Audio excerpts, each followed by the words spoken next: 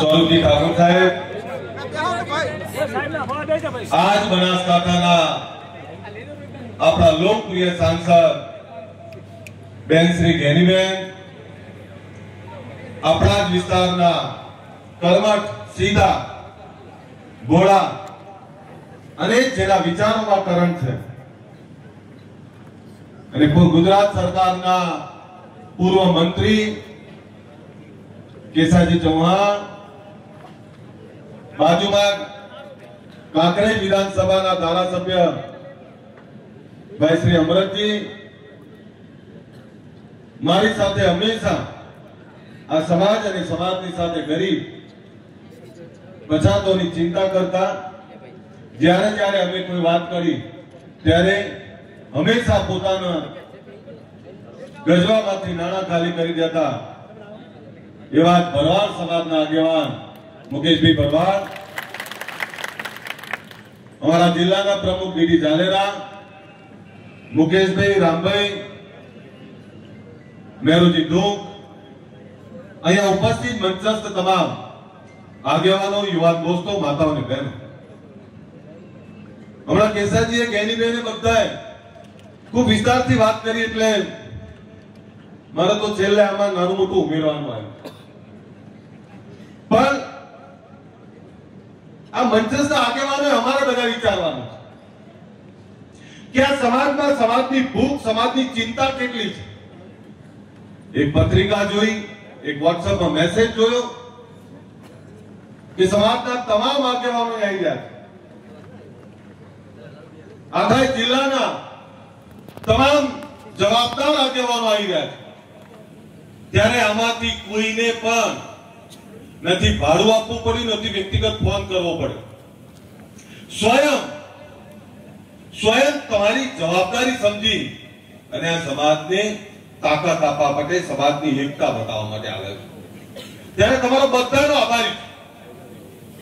અને આ નવું વર્ષ છે, લાભ પાચમ, ભગવાન ભોળાનાથ ને આપણા સદારામ બાપા ને ઓગણનાથ ભગવાનને પ્રાર્થના કરું કે આ સમાજની તમામ બદીઓ, તમામ મુશ્કેલીઓ, તમામ અણસમજો એ દૂર કરે અને સમાજને સાચી દિશામાં જે એક કરે છે એને વધારે એક કરે, વધારે તાકાતવર બનાવે. ઘણા બધાને ઘણી બધી બાબતો છે. આજે સ્વરૂપજી આ વિસ્તારનો દીકરો મંત્રી બનીને ગુજરાત સરકારમાં આવ્યા. આની પહેલા કેસાજી ચૌહાણ સાહેબ હતા ગુજરાત સરકારના મંત્રી, અને આ વિસ્તારનો આપણો દીકરો આ ગુજરાત સરકારમાં મંત્રી બની રહ્યો છે. ત્યારે એકવાર જોરદાર તાળીઓ પાડીએ.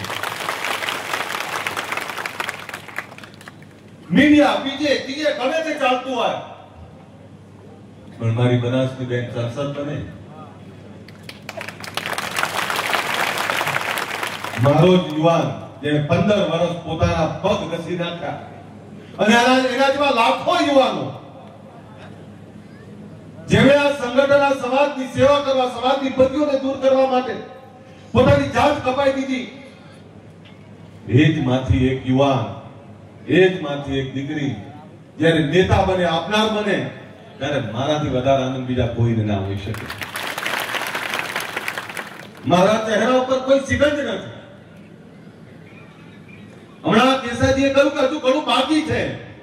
અભી તો ये शुरुआत है, હજુ તો બાકી છે, બહુ બધું બાકી છે.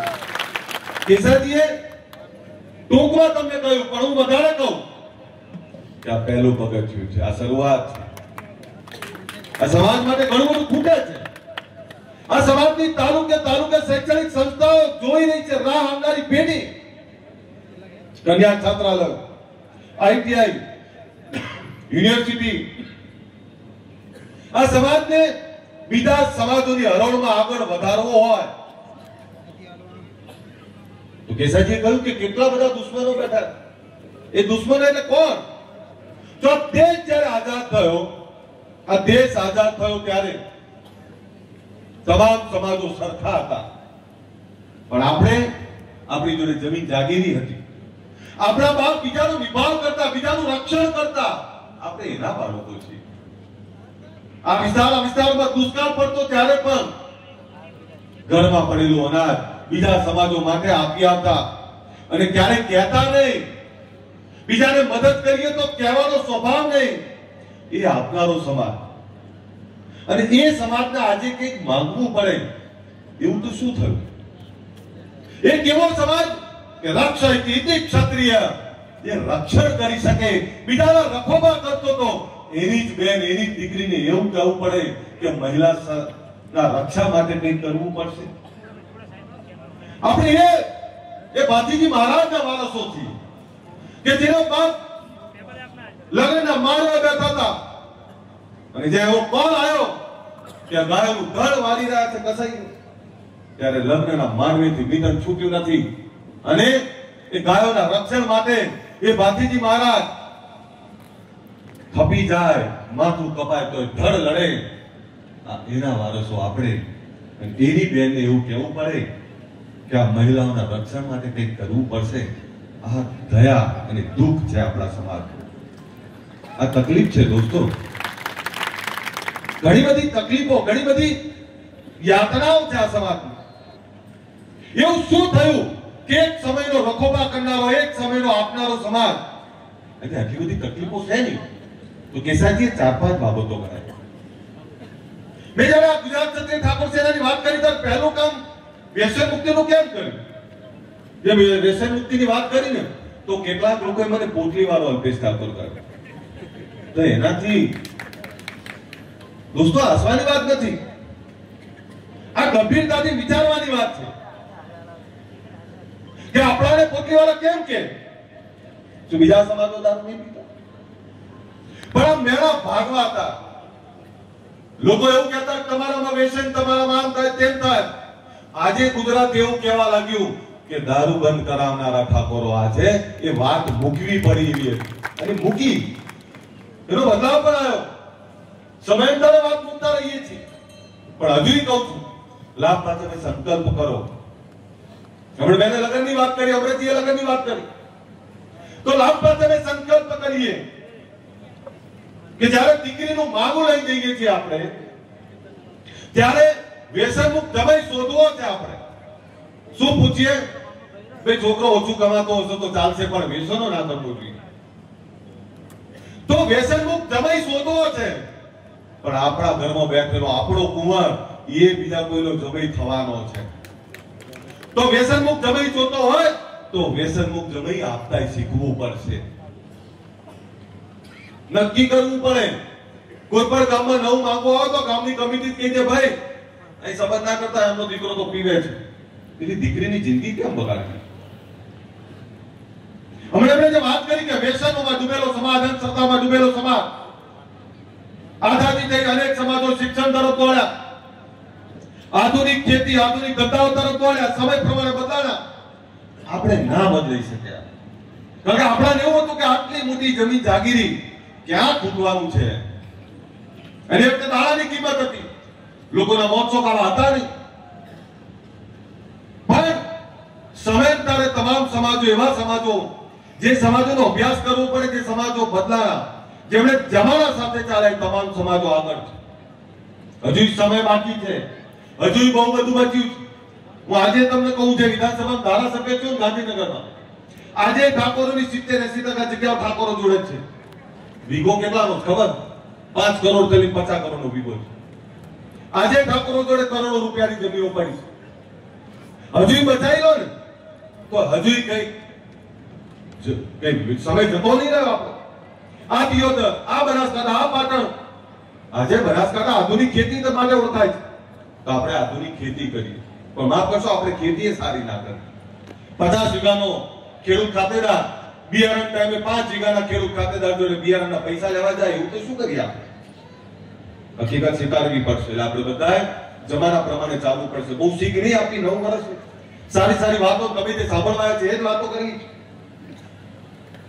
પણ તમને હમણાં જે ગેરીબેન, જે સ્વરૂપજીએ, જે અમૃતજીએ અને કેસાજી બધાએ વાત કરી કે આપણામાંથી કોઈ આગળ જતો હોય તેનો હાથ ના પકડીએ તો કઈ નહીં, પણ એનો પગ ના ખેંચતા એને મદદ કરો.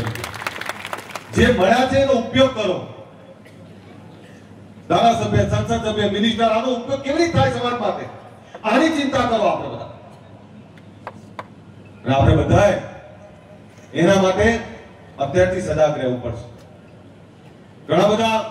ઘણી બધી વાતો કરતા હશે ત્યારે આમાં કેસાજીના શાયરો કહેવાની આદત છે, પણ મને પણ થોડી શાયરીઓ કહી દઉં. रात नहीं ख्वाब बदलता है, सामझो, रात नहीं ख्वाब बदलता है, मंजिल नहीं कारवा बदलता है. रात नहीं ख्वाब बदलता है, मंजिल नहीं कारवा बदलता है. जज्बा रखो जीतने का, क्योंकि जज्बा रखो जीतने का, क्योंकि किस्मत बदले ना बदले वक्त जरूर बदलता है. मतलब શું ખબર છે? સમય બધાનો બદલાય છે, સમય બધાનો આવે છે. રામચંદ્ર ભગવાન થી લઈ મુગલો આયા, અંગ્રેજો આયા, તમામ શાસકો બદલાયા, તો તમારો પણ સમય આવશે. આ કહેવા માટે આવ્યો છે, એટલે કહેવા આવ્યો છે કે કોઈ હિંમત, કોઈ હારવાની જરૂર નથી. આજે આપણા એક મંત્રી મળ્યા, આવનારા સમયમાં તમને સરકાર પણ મળી જાય તો નવાઈ ના પામતા. કેસાજી આજે ખૂબ દાસથી બોલ્યા, પણ એમણે એક વાત જે કરી એ મને બહુ ગમી. તમારો ખભાનો ઉપયોગ બીજાને કરવા ના દેતા. આ જે વાત છે ને એ બહુ અગત્યની છે. અને જયારે અંધારું દેખાય ત્યારે એટલું યાદ રાખજો, જયારે અંધારું દેખાય ત્યારે ખૂબ મોટું અજવાળું તમારી રાહ જોઈ રહ્યું છે. આ વાત પણ તમને કરવા માટે આવ્યો છું. હું એ જ અલ્પેશ ઠાકોર છું, ના બદલાણો છું, ના ડર્યો છું, ના ડગ્યો છું, હંમેશા લડ્યો છું. મને આનંદ એ વસ્તુનો છે કે આજે મારા આગેવાનો આપનારા બેઠા છે, આપનારા મળ્યા છે. આવનારા સમયમાં એ તમને તમામ દિશાઓ ખોલવાની છે. અહીંયા તમે બધા આટલો બધો પ્રેમ, આ સમાજની ચિંતા જે કરો છો, ત્યારે એટલું ચોક્કસ કહું, કેસાજી હમણાં શૈક્ષણિક રથની વાત કરી. મેં અમે મળ્યા તો મેં કહ્યું કે કેસાજી આ સમાજ બહુ ભોળો છે, સીધો છે. આ ગાંધીનગર, આ પાટણ, આ ઉત્તર ગુજરાત, સૌરાષ્ટ્ર, મધ્ય ગુજરાત, આ તમામ જગ્યાએ મોટા શૈક્ષણિક ભવનો બનાવવા છે. પણ રથ લઈને જવું છે, રથ ઉઘરાણા માટે નહીં જવું. તમારી વચ્ચે ફક્ત જાગૃતિનો રથ લઈને આવશું, સમાજની એકતાનો રથ લઈને આવશું, શિક્ષણનો રથ લઈને આવશું, વ્યસન મુક્તિનો રથ લઈને આવશું. કારણ કે જ્યારે ઉઘરાણા કરવા નીકળ્યા થાકી ગયા. ચિંતા ના કરો, અમદાવાદ, ગાંધીનગરમાં બહુ બધું છે, ત્યાંથી ભેગું કરીને બનાવી દઈશું. હમણાં અહીંયા આપણા કન્યા છાત્રાલયની વાત કરી અમે, તો મહારાજ મુકેશભાઈ ભરવાડ દ્વારા અહીંયા 5,51,000 આ કન્યા છાત્રાલય માટે હું આપું. આ વિજય ઠાકોર, એમનું અમે સન્માન કર્યું.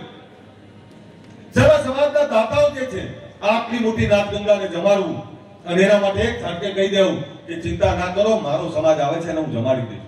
એ વિજય ઠાકોર માટે એક વાત જોરદાર. પણ આ બધાને એક વિનંતી એ કરવા આવ્યો છું, કાચા કાનના ના બનતા, નાના મનના ના બનતા. જે સમાજો આગળ આવે એમાંથી શીખજો. જે સમાજો આગળ આવે તો કેવી રીતે થયા? તો એ સમાજો શિક્ષણ તરફ આગળ વધ્યા, એમણે વ્યસન મુક્તિ અપનાવી, ધર્મનું સાચું આચરણ કર્યું, ધંધા રોજગાર કર્યા. તો આપણે પણ એ જ દિશામાં આગળ વધવું પડે. અને સમાજના આગેવાનોની ભૂલ થાય તો બંધ રૂમમાં કાન મરોડજો, પણ જાહેરમાં સમાજની ફજેતી ના કરતા. અહીંયા આટલો મોટો સમાજ છે, ત્યારે નવા વર્ષે તો એટલું જ કહી દઉં કે તમારા મનમાં જે પડ્યું છે એ અમને ખબર છે, અને એટલે જ કહું છું, ચિંતા ના કરતા. આવનારો સમય તમારો છે, તમારો છે, તમારો છે, આવવાનો જ છે.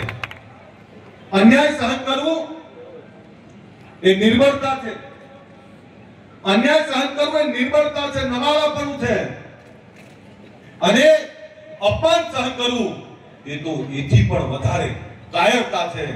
એટલું યાદ રાખજો, અન્યાય કે અપમાન સહન કર્યું જેણે એ બધા ખતમ થયા, પણ અન્યાયને, અપમાન સહન ના કર્યું અને એની સામે જજુમ્યા, લડ્યા, ઇતિહાસ એનો જ સાક્ષી છે.